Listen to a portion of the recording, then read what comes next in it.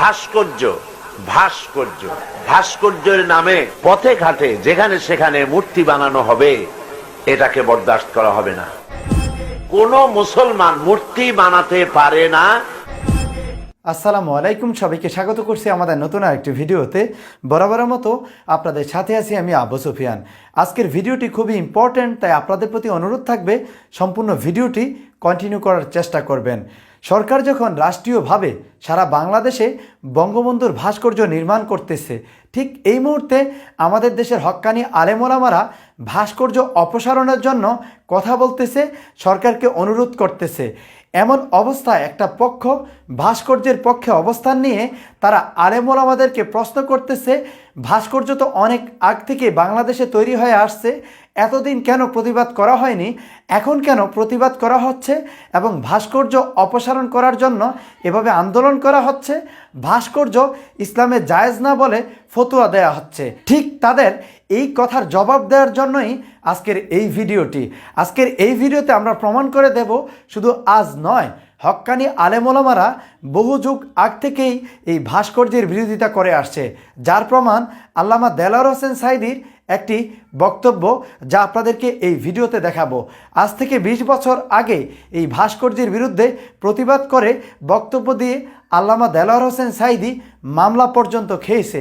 এই ভিডিওটি শেয়ার দিয়ে আপনারা তাদের চোখে আঙ্গুল দিয়ে দেখিয়ে দেবেন ভাস্কর্যের বিরোধিতা আজ নয়, বহুকাল আগে থেকে আমাদের দেশের হক্কানি আলেম ওলামারা করে আসছে।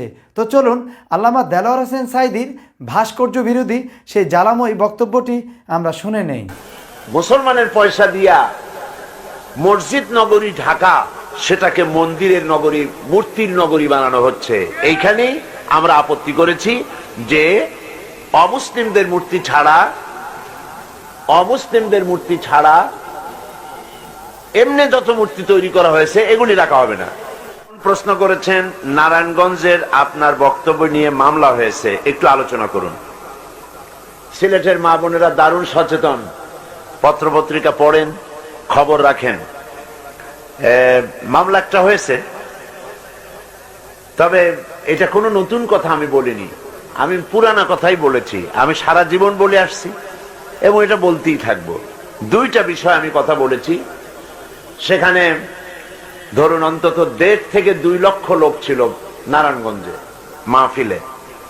সেখানে মুক্তিযোদ্ধা কমান্ডার ছিলেন, কয়েকজন মুক্তিযোদ্ধা এমপি ছিলেন, সরকারের 2 জন মন্ত্রীও ছিলেন। আমি সেখানে, এবং আলেম ওলামা বহুত ছিলেন।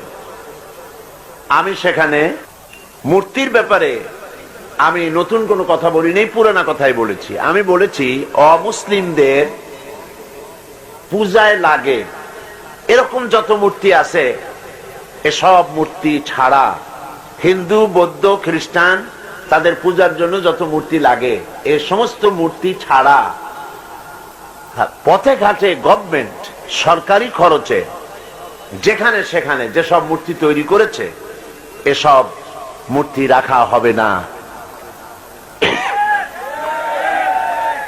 কেন রাখা হবে না? তার কারণ হচ্ছে এদেশের বৃহত্তর জনগোষ্ঠী হলো মুসলমান, সরকার চলে আমাদের পয়সা দিয়া, একথা ঠিক কিনা? তো আমাদের ট্যাক্স নিয়ে, আমরা মুসলমান, আমাদের কাছ থেকে ট্যাক্স নিয়ে, আমাদের কাছ থেকে খাজনা নিয়ে, কর নিয়ে, রেভিনিউ নিয়ে পথে ঘাটে যেখানে সেখানে মূর্তি বানানো হবে, এটাকে বরদাস্ত করা হবে না। এটা জায়েজ নাই। ওরা বলেছে বর্তমান 4 দলীয় সরকারের মধ্যে এই যে মূর্তি ভাঙ্গার কথা বলে, সেই জন্য এরা হলো তালেবান।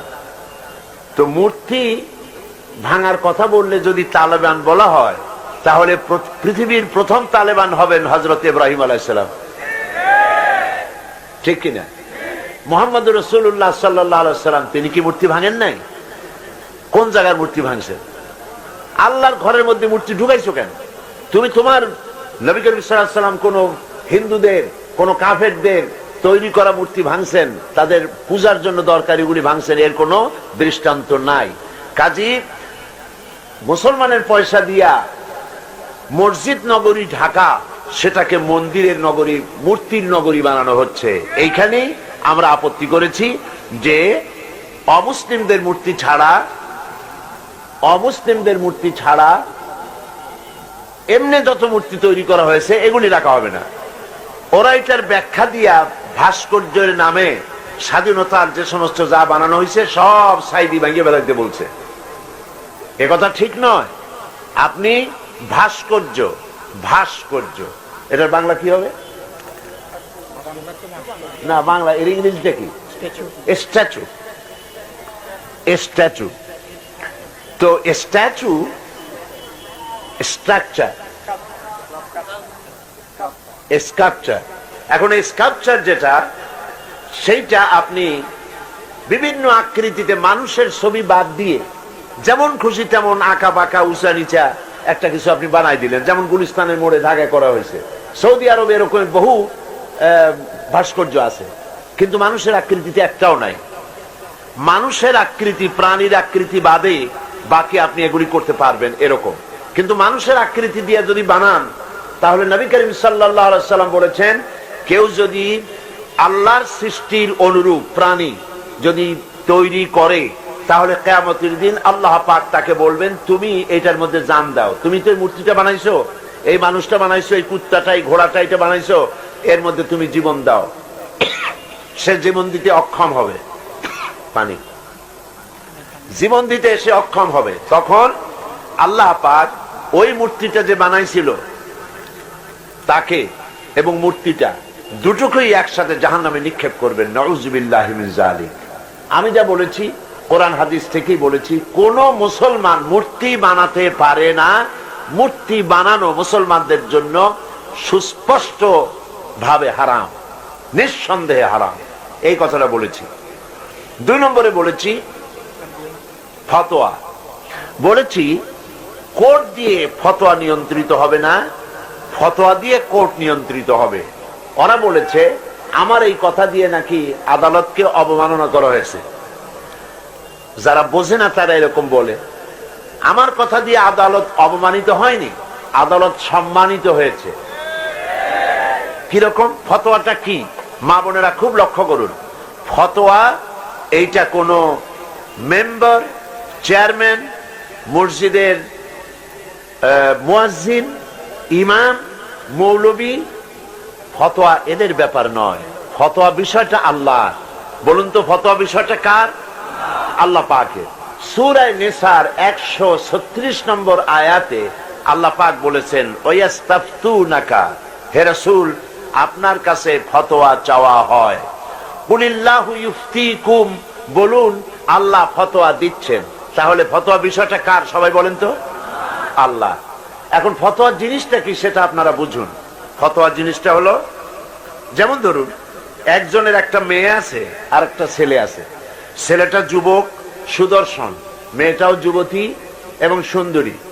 পিতা তো একথা ভাবতেই পারে যে আমার এই মেয়েটা পরের বাড়ি বিয়ে দেব,